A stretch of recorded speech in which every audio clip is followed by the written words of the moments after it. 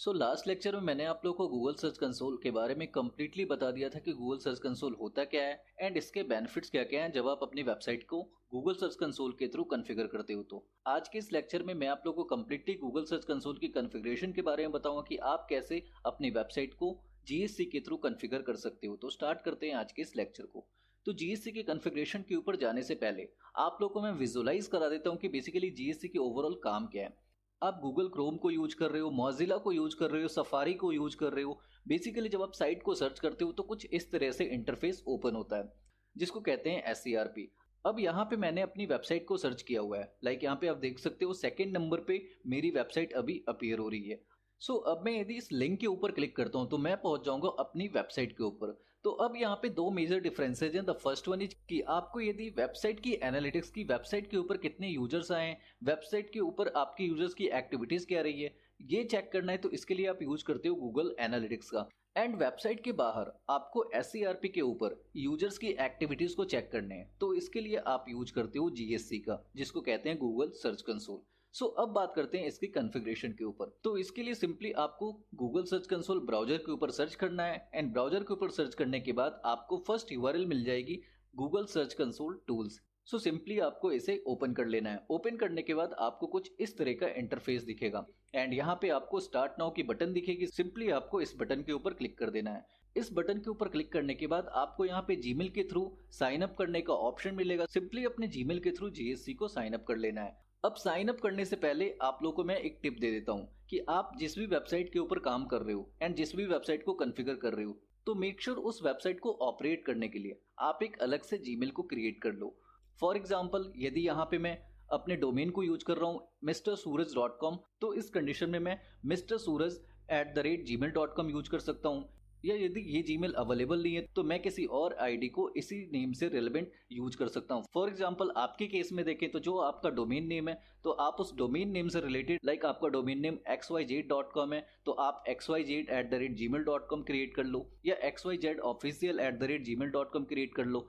इस जीमेल को क्रिएट करने के बाद GSC के थ्रू आप साइन अप कर सकते हो एंड आने वाले लेक्चर्स में जब मैं नए टॉपिक्स के ऊपर बात करूंगा तो वहां भी आपको जीमेल की जरूरत पड़ेगी। तो मेक श्योर आप एक जीमेल से कंप्लीट वेबसाइट को ऑपरेट करोगे over the website and apart from the website. तो ये आपको बिल्कुल कंसिडर करके चलना है। अब बात करते हैं इसके कॉन्फ़िगरेशन के ऊपर। तो सिंपली आपको यहाँ पे जीमेल के थ्रू साइन अप कर लेना है एंड साइन अप करने के बाद आपको कुछ इस तरह का इंटरफेस दिखेगा।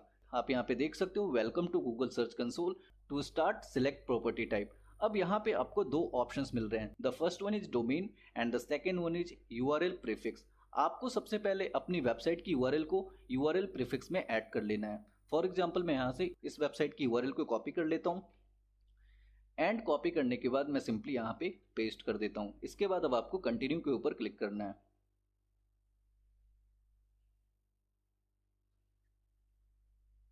कंटिन्यू के ऊपर क्लिक करने के बाद आपको यहाँ पे कुछ ऑप्शंस मिलेंगे, लाइक यहाँ पे देख सकते हो HTML फाइल। यदि इसके ऊपर मैं क्लिक करके ऊपर कर देता हूँ तो आपको यहाँ पे और भी ऑप्शंस मिल जाते हैं। HTML टैग, गूगल एनालिटिक्स के थ्रू, गूगल टैग मैनेजर के through and domain name provider के थ्रू। आपको यहाँ पे सिलेक्ट करना है make sure HTML tag. HTML tag के ऊपर क्लिक करने के बाद यहाँ पे आपको एक कोड दिखेगा। आप देख सकते हो ये आपको कुछ इस तरह से कोड दिखेगा। सिंपली इस कोड को आपको कर लेना है यहाँ पे कॉपी। इसके ऊपर आप क्लिक करोगे ये इंटायर कोड कॉपी हो जाएगा। कॉपी कर लेने के बाद आपको आना है वेबसाइट के डैशबोर्ड के ऊपर एंड डैशबोर्ड के ऊपर आने के बाद अब यहाँ पे आपको दो ऑप्शंस मिलते हैं। द फर्स्ट वन इज कि आप थर्ड पार्टी प्लगइन के थ्रू कर सकते हो and the second one is कि आप डायरेक्टली HTML कोड में जाकर इसे पेस्ट कर सकते हो। तो मैं आप लोग को यहाँ पे प्लगइन के थ्रू बता रहा हूँ क्योंकि स्टार्टिंग में HTML के थ्रू एडिट करना थोड़ा टफ हो जाता है तो आप वहाँ पे कंफ्यूज भी हो सकते हो। तो आपको सिंपली मैं प्लगइन के थ्रू बता रहा हूँ। इसके लिए यहाँ पे आपको प्लगइन्स के ऊपर होवर करना है एंड यहाँ पे ऐड न्यू के ऊपर क्लिक कर देना है। प्लगइन्स के सेक्शन पे आने के बाद अब आपको यहाँ पे प्लगइन को सर्च करना है जिसका नाम है insert header and footer. Insert header and footer. आप यहाँ पे देख सकते हो इंसर्ट हेडर को लिखने के बाद यहाँ पे एक प्लगइन अपीयर हो रही है जिसका नाम है insert headers and putters and इसकी आप इंस्टॉलेशंस देख सकते हो 1+ मिलियन एक्टिव इंस्टॉलेशंस है। आप यहाँ पे सिंपली इंस्टॉल नाउ के ऊपर क्लिक करोगे एंड यहाँ पे इसे एक्टिवेट कर लोगे। एक्टिवेट करने के बाद प्लगइन आपकी एक्टिवेट हो जाएगी। एंड इसके बाद अब आपको सेटिंग्स के ऊपर होवर करना है। एंड सेटिंग्स के ऊपर होवर करने के बाद आपको यहाँ पे दिखेगा insert headers and putters, simply इसके ऊपर क्लिक कर देना है। क्लिक करने के बाद अब आप यहाँ पे देख सकते हो स्क्रिप्ट्स इन हेडर, आप यहाँ पे देख सकते हो स्क्रिप्ट्स इन बॉडी एंड यहाँ पे फुटर। दैट मीन्स कि आपको जिस भी सेक्शन में कोड को डालने हैं, सिंपली आप उस सेक्शन में कोड को पेस्ट कर सकते हो। फॉर एग्जाम्पल यहाँ पे यदि गूगल के टर्म में बात करें तो आप देख सकते हो इस कोड को यहाँ पे आप देख सकते हो, copy the Meta tag below and paste it into your sites home page, it should go in the head section. यहाँ पे आपको दिख रहा है हेड सेक्शन में इस कोड को पेस्ट करना है। तो मैं यहाँ पे हेड सेक्शन के अंदर में इस कोड को पेस्ट कर दूंगा। पेस्ट करने के बाद अब इसे यहाँ पे मैं सेव कर दूंगा। सो आपको यहाँ पे सिंपली सेव कर देना है। एंड इस तरह से सेव करने के बाद अब आपको वापस से आना है जीएससी के ऊपर एंड यहाँ पे वेरीफाई के ऊपर क्लिक कर देना है। वेरीफाई के ऊपर क्लिक करने के बाद आप यहाँ पे देख सकते हो ऑनरशिप वेरीफाइड एंड यहाँ पे आपको वेरिफिकेशन मेथड में HTML टैग के थ्रू हमने साइट को वेरीफाई कर लिया। इसके बाद सिंपली आपको गो टू प्रॉपर्टी के ऊपर क्लिक कर देना है। सो आप यहाँ पे देख सकते हो इस तरह से जीएससी के ऊपर अपनी साइट को कॉन्फ़िगर कर लोगे। अब यहाँ पे आपको जीएससी के ऊपर आने के बाद मेक श्योर वन पॉइंट को कंसिडर करना है। आपको सबसे पहले आना है साइट मैप्स के ऊपर एंड साइट मैप्स के ऊपर आने के बाद यहाँ पे साइट मैप को सबमिट करना है। यहाँ पे आप देख सकते हो overview, performance, URL inspection, coverage and site maps. Simply आपको साइट मैप्स के ऊपर क्लिक करना है एंड यहाँ पे आपको साइट मैप डालनी है। अब मैं आप लोग को बता देता हूँ साइट मैप क्या होती है एंड इसे हम कैसे जनरेट करते हैं एंड कैसे पुट करते हैं।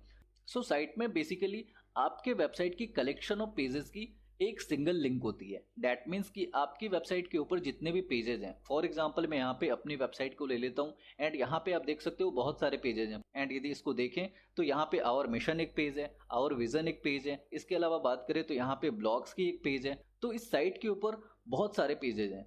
अब साइट मैप के थ्रू हम इस कंप्लीट वेब पेजेज को लाइक होम पेज हो गया, ब्लॉग पेज हो गया, आवर मिशन पेज हो गया, आवर विजन पेज हो गया। सो साइट मैप के थ्रू ये जितने भी वेबसाइट के ऊपर वेब पेजेज होते हैं ये सिंगल लिंक में कन्वर्ट हो जाते हैं। इसे हम सिंगल लिंक में सबसे पहले क्रिएट करते हैं एंड क्रिएट करने के बाद वापस से आते हैं जीएससी के ऊपर एंड यहाँ पे साइट मैप में सबमिट कर देते हैं। सो साइट मैप को क्रिएट करने से हमें बेनिफिट क्या होता है, तो इसको आप कुछ इस तरह समझ सकते हो कि जब गूगल अपने बॉट्स को आपकी वेबसाइट के ऊपर भेजता है क्रॉल करने के लिए, क्रॉल मीन्स यहाँ पे इस टर्म को आप समझ सकते हो कि आपकी वेबसाइट के ऊपर गूगल एक स्पाइडर को भेजता है, बॉट को भेजता है एंड आपकी वेबसाइट की डेटा को अपने डेटाबेस में स्टोर करता है। तो इसको आप इस तरह से समझ सकते हो।